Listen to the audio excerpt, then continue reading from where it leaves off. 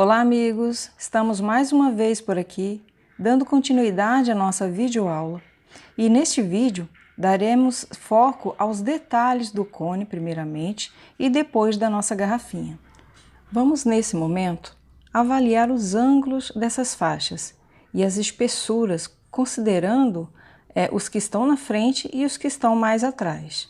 Outra observação importante é que essas faixas elas não são totalmente retas e a sua inclinação elas tendem a ter uma leve curva para o lado direito. Eu deixei para fazer agora esse esboço na segunda camada para poder trabalhar melhor os detalhes. Eu posso estar fazendo esse desenho com lápis tipo HB ou o 2B, mas você também pode desenhar com a própria tinta.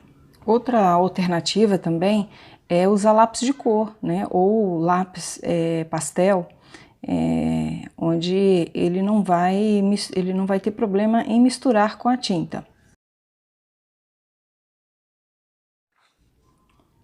Observem que as faixas mudam de largura em suas extremidades, tanto na parte superior quanto na parte inferior. Além disso, as faixas que estão mais próximas, eu digo, no primeiro plano, devido à sua perspectiva, notem, elas são mais largas do que as que estão atrás. Não só as suas linhas modificam, mas as suas cores também sofrem, perdendo a sua nitidez. Então, com uma paleta reduzida, eu vou usar somente as cores primárias, mais o preto e o branco também para poder ajustar as variações tonais. Feito isso, daremos início à pintura das faixas mais escuras e ao mesmo tempo destacando as faixas claras. Eu buscarei encontrar o mais próximo possível esse azul acinzentado, com uma temperatura fria, na parte que está iluminada do cone. Enquanto que na parte que recebe pouca luz, as faixas elas são um cinza azulado quente, considerando que toda a parte externa do cone ele tem uma tonalidade bem opaca.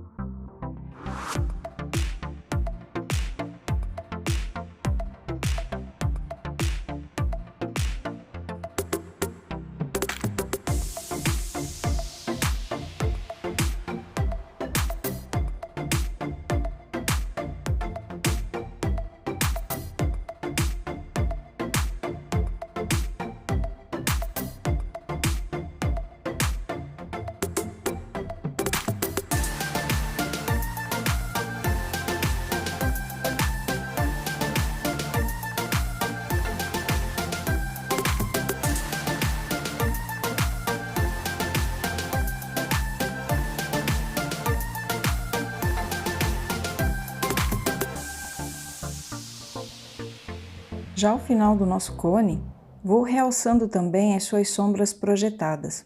Embora sejam muito estreitas, mas eu vou intensificando aonde é mais escuro e vou suavizando aonde está mais claro.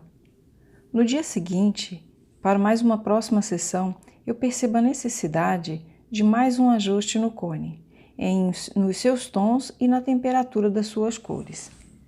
Aqui com o amarelo em tons de ocre dessaturado, com uma variação pálida, eu vou ajustando essa cor. Tendo um amarelo primário como cor base, eu faço a mistura de uma pequena quantidade de magenta. Eu digo bem pequena, apenas para chegarmos a uma cor de um amarelo mais corado, né? quase indo para um tom alaranjado. E depois usamos o azul para fazer uma neutralização e assim chegarmos a um amarelo ocre. Depois é só ajustarmos o tom. Enquanto que em seus intervalos, o cinza claro ele necessita um pouco mais de luz. Tenho como base o branco por sua predominância e nele eu acrescento um pouco do azul, do magenta e também do amarelo para neutralizá-lo. Veja que os pigmentos coloridos quase nada é usado. Precisamos, neste caso, de muita luz. Não o branco puro, mas contaminado com seu ambiente. Depois disso, suavizo com um pincel macio e seco, tirando o excesso e suavizando também as suas arestas, de uma faixa com a outra. Agora, vamos partir para os detalhes da garrafa. Alguns ajustes eu terei que fazer, tanto em sua forma quanto em suas cores. Como a sua base se encontra seca, eu terei mais liberdade para trabalhar.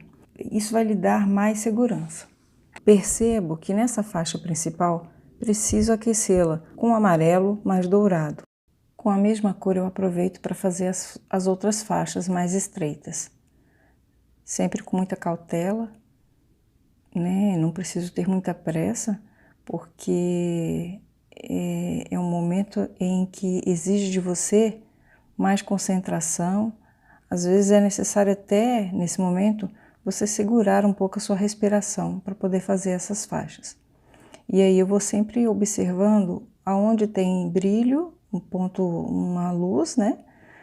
Onde o branco pode ter um destaque e aonde tem uma sombra na faixa que tem um tom mais amarelado, rosado, né? Tem um amarelo mais, eu diria melhor, dourado, né?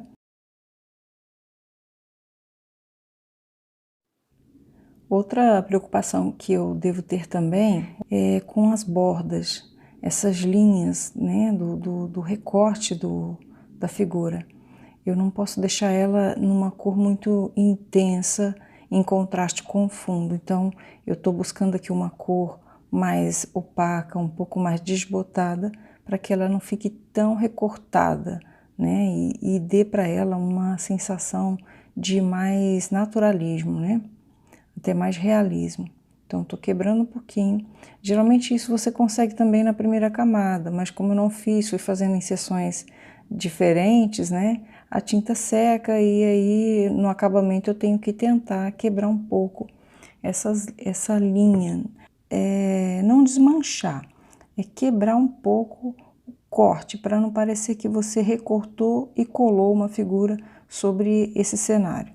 Então, aí eu vou dando sequência também, realçando as áreas de sombra, né, onde eu estou usando praticamente o preto aqui, embora eu misture ainda um pouquinho do vermelho, do amarelo, do azul nesse preto, para que ele seja um preto mais colorido, né, um preto que tenha essa influência do ambiente.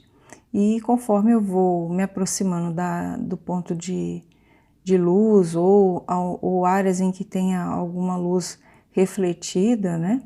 Eu vou me preocupando em acrescentar um pouquinho do branco para que essa cor ela vai ficando um pouco mais desbotada, né? Mais opaca. Então nessa lateral esquerda, por exemplo, ela está mais opaca do que a lateral direita. E aí vou sempre me preocupando também com a posição do pincel, né? Sempre colocando ela inversa a parte externa, né? Jogando o pincel para o lado de dentro, para não poder, você não correr o risco de borrar a parte de fora. Você vê que essa lateral direita, ela tem um preto mais opaco, não tão opaco, mas um opaco amarelado. Quando o artista ele tem a intenção de pintar com realismo, é preciso que ele tenha realmente muita perseverança e muita dedicação, pois não é num passe de mágica que se dá o resultado realístico e fiel de uma pintura. É preciso muito treino, muita prática. Bom, eu vou ficando por aqui.